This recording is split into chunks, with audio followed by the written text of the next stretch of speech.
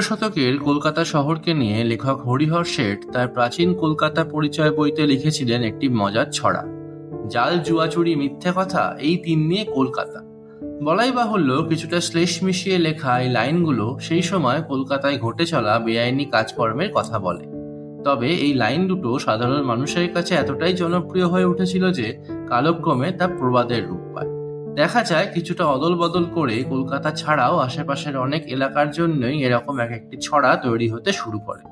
যেমন হাওড়া জেলার আন্দুলকে নিয়ে বলা হতো, নষ্ট দুষ্টু কুদুল তিন নিয়ে আন্দুল।